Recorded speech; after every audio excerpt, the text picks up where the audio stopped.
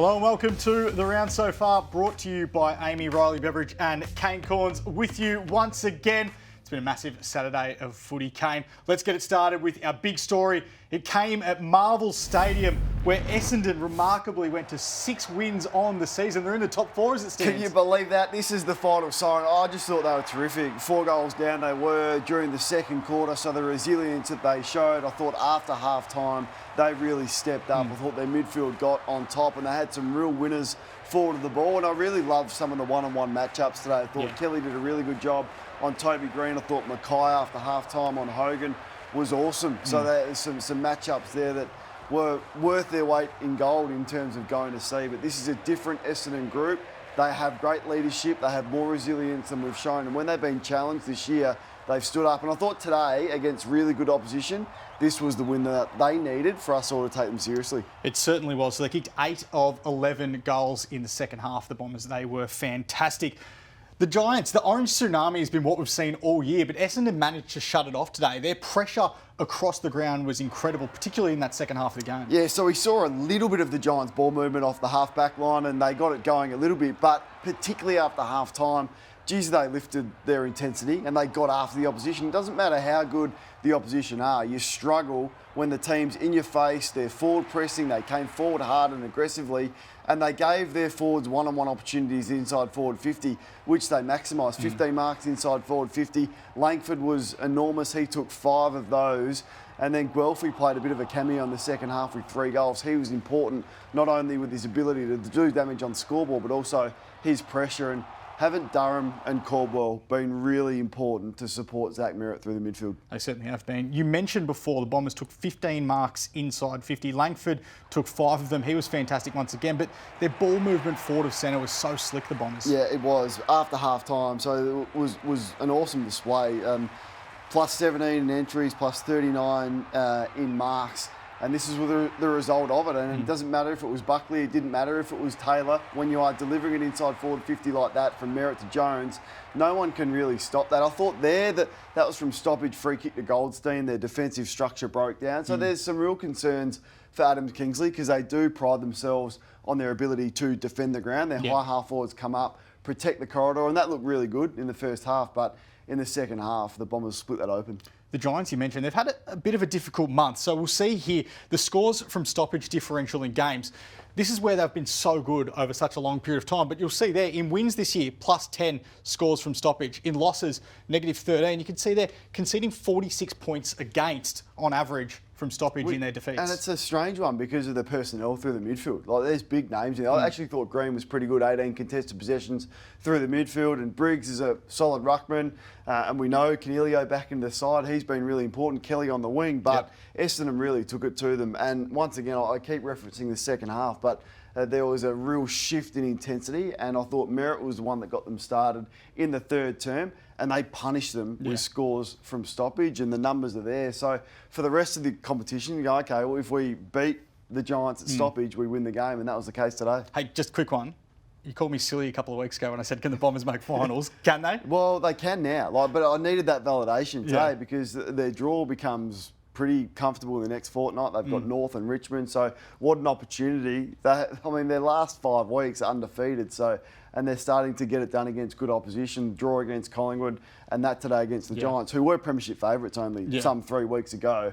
So now I'm taking notice and I'm starting to take them a bit more seriously. All right, let's get to the MCG now, where the Bulldogs ran rampant against Richmond. They won it by 91 points in the end, and it started, you got an ominous sense that it was going to go this way in the first quarter. Yeah, it was ugly. So this is the start of the game, and it was a real procession. So this is the first quarter numbers in this game. I mean, it was alarming. Plus 18 disposals, 15 in entries in a quarter, 23 to 8.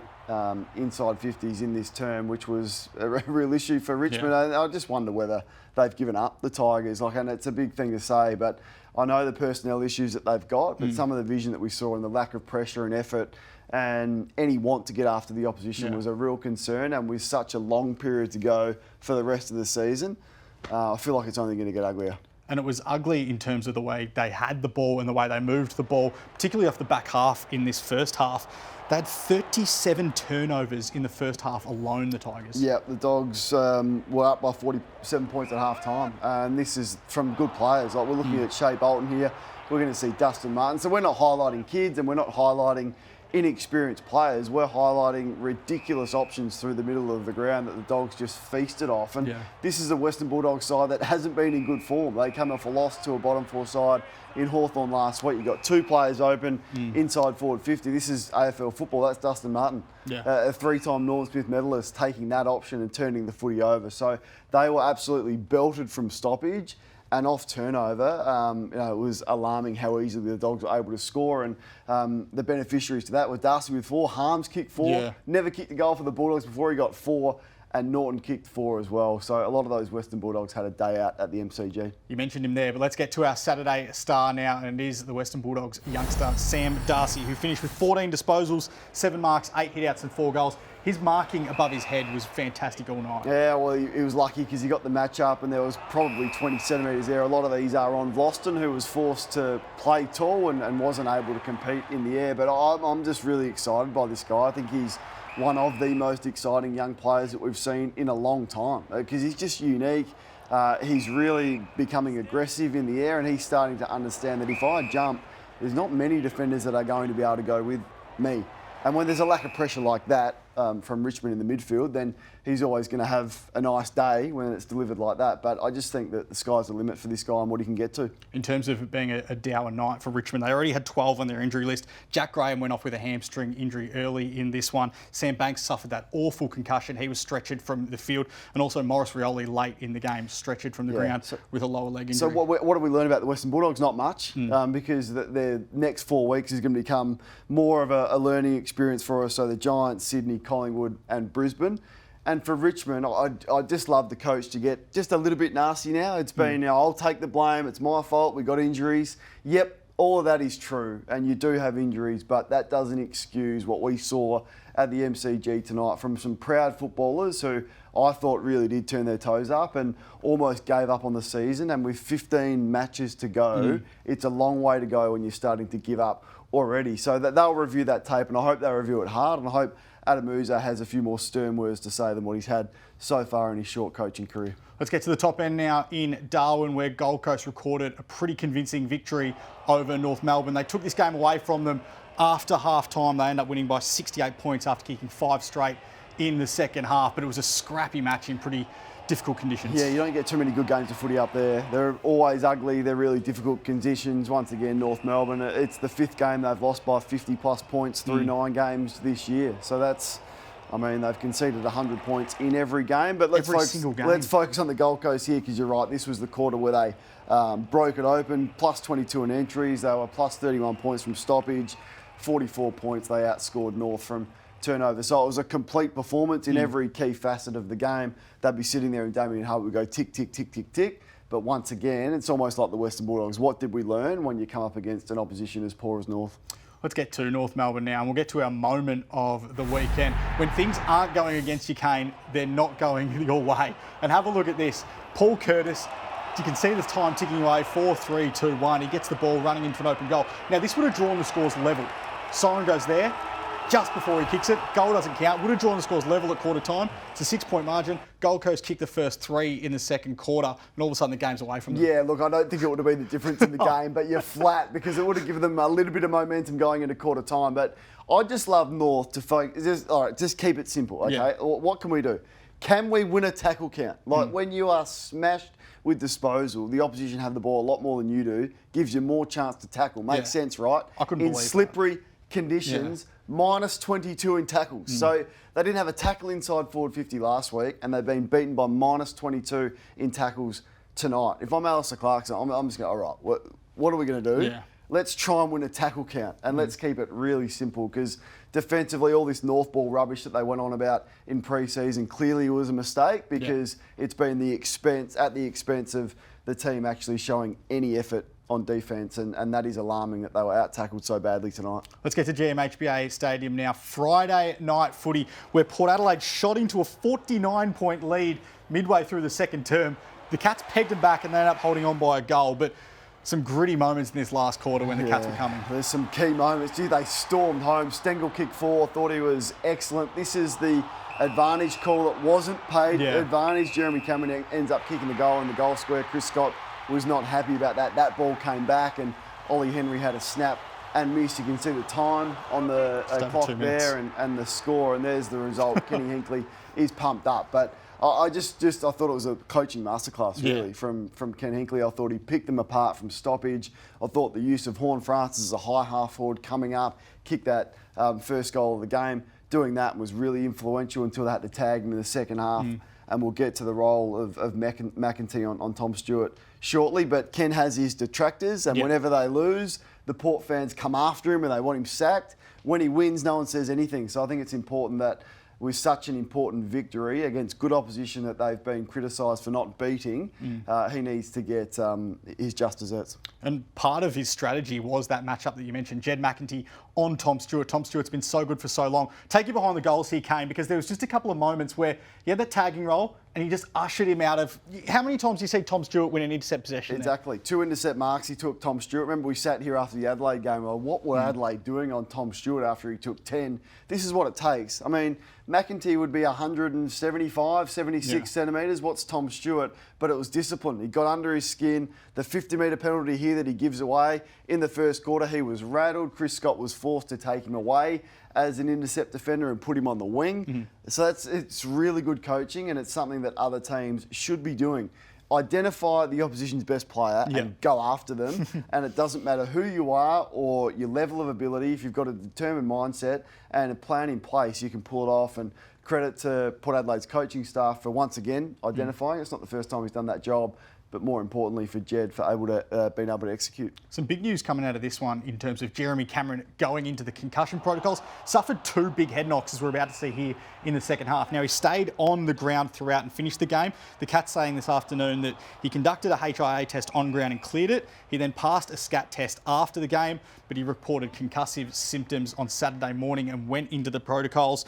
The ARC spotters, the AFL's ARC spotters, didn't think there was reason for him to come off the ground throughout the second half. So it's been all cleared. But he goes into concussion protocols. He'll miss next Thursday night's game against the Suns up in Darwin. An interesting add-on to this as well is that the Geelong Cats were planning to rest Tom Hawkins for that game up in Darwin. I wonder now if they reconsider that with Jeremy Cameron out. Yeah, I'm not sure whether they'll do that. They've probably got a plan in place with Tom. I mean, they're going to win. They're taking on Gold Coast, aren't they? So it's a more of a tricky game than I thought. They've got Neil that could come in and play. He's played that role before, and I think the plan would be to continue to rest Tom. But yeah, look, I don't like standing here and questioning medical staff. I think they do their best that they can for their players. On this occasion, did they get it absolutely right? Maybe not, but with 5 minutes to go in a crucial moment and Jeremy Cameron doesn't want to come off, I mean, what are they going to do? They can't physically drag him off. So I'm actually okay with the management of it. Now, an interesting tactical move. We spoke about Ken Hinkley before, but what about Chris Scott pulling Reece Stanley midway through the second quarter? This was just purely a tactical substitution. He comes off the ground. He had 3 disposals, 0 marks from his 31% game time. Yeah, what did you make of that? Well, we've identified their ruck has been an issue. I've stood here for probably the last 3 weeks going, Stanley's getting smashed. You've got Conway just sitting there waiting to go and they're not playing him. Now, if that game cost them a top 4 position, that's going to be an issue because Reece Stanley is not up to it at the moment. He's not physical enough and he's not competing. So, I mean, that really spells the end of his season, really, doesn't it? Reece Stanley, like how humiliating to get subbed off.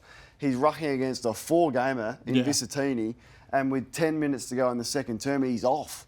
So I just think there's no way you could play him this week. And from now, it's got to be Toby Conway's time to lead Geelong in the ruck division. He's good enough to do it. Let's get down to Tasmania now this afternoon, where Hawthorn recorded its second straight victory. We're about to see some Q4 moments here because they won by 5 points. Geez, they butchered some chances to take this game away from the Saints. You can see the score there. They're 15 points up. They didn't kick another goal for the game. He missed that. Didn't even miss that, would you believe? He missed it. Unbelievable. But St Kilda just couldn't complete the comeback. Well, they just can't score. The Saints can't score. So you look at the goals there that Hawthorn have kicked. They've kicked 8 and they didn't score in the last quarter, and the Saints couldn't even win this game of football. So Ross Lyon's now got to sit down and say, be honest with himself. My game plan doesn't give our players a chance to score heavily enough to win. And they've also been really poor in games decided by under 10 points. So I think he's really going to have to address his coaching strategy. He's got to give his forwards more opportunity one-on-one and faster ball movement. They're too easy to defend, and that was the case today. A high number of marks, 99 uncontested marks. The Prime Minister but they couldn't score, and Albo's loving it. He's a happy team at Hawthorn with Albo. He knew every single word. He's a big fan, so good on him. But, yeah, there's serious issues for the Saints, who came into this season off the finals last year. Some had them really high up with high expectations. Well, what do you make of this? This is their games decided by 10 points or less this year. They're now 1-5 following today's 5-point defeat. They just can't get it done in close games. Yeah, for such a coach that is really pedantic on the little things, I think he'd be disappointed with that. But a lot of those, when you concede scores heavily, the problem for the Saints is that they can't score enough to get themselves back in the game. It's not like Geelong go down by 49 points and you still thought, gee, if they get going, they can get back into this game. We saw what even Melbourne did on Thursday night. We'll get to that. But for the Saints, you feel pretty comfortable because you know they can't score. Well, you spoke about Ross Lyon. Here's his comments after the game, speaking about another close loss. I'm finding it, and I'm happy for the AFL to hear this, and it's not an excuse but we've had a lot of tight games, but we get 4 messages a quarter, and with 3 minutes to go, you can't send the runner, which is, I get that. It's not an excuse, but I know when you think the pressure that gets put on and you can pick up the phone and shift some stuff and maybe score better, I don't know, it's interesting that you can newt. We're like neutered dogs, right? We sit there, can see stuff, and you can't use and you can't fix. It's very difficult, but it's not an excuse. Said it 3 times, but it sounds like an excuse to me. And in a number of his losses this year, he's complained about short breaks, he's complained about travel, he's complained about free kick differentials against Port Adelaide, and now he's complaining about not being able to use the runner.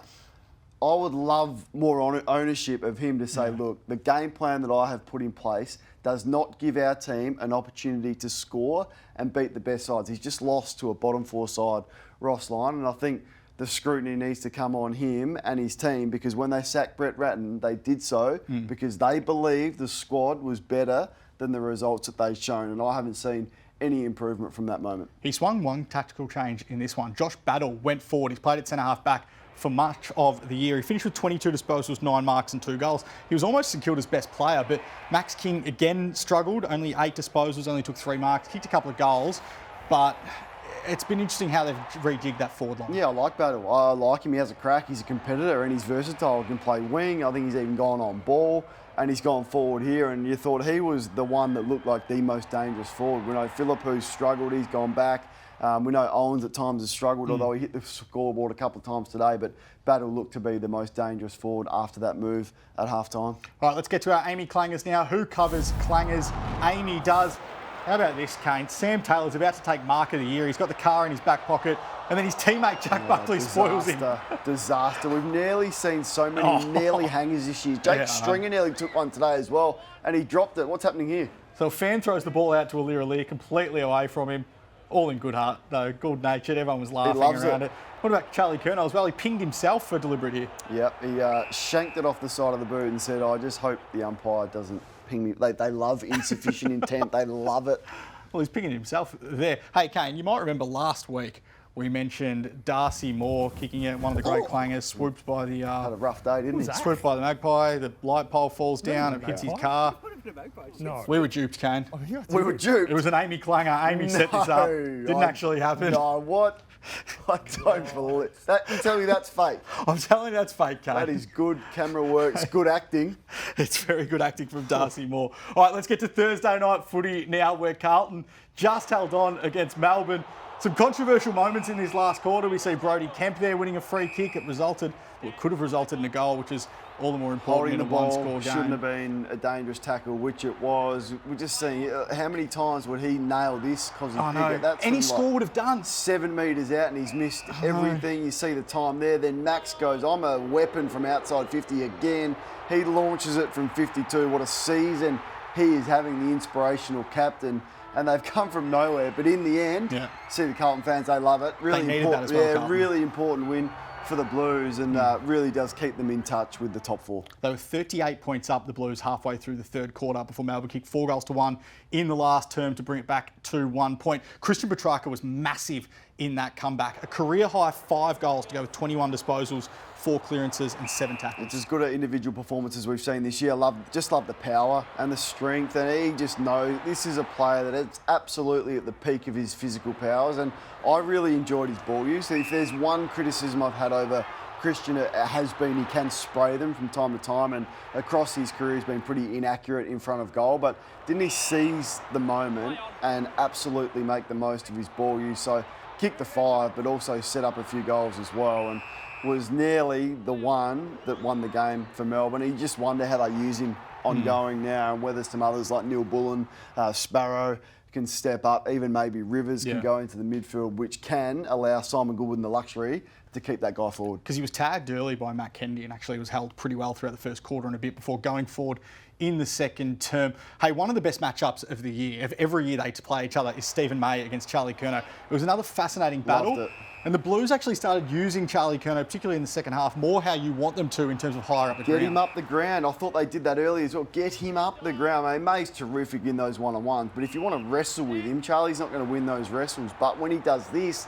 I just think it's an extra use that they can use him, like Geelong used with Jeremy Cameron, which we've spoken about.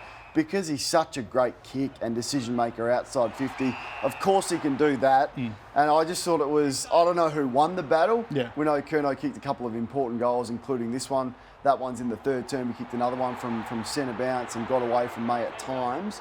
And then he can go back and save the game like we've seen him do, and like he did with 1:40 to go. So I think he's so versatile, but I just think he's wasted when he's starved inside 50. And the use of him on Thursday night was the way that I'd like to see them use him ongoing.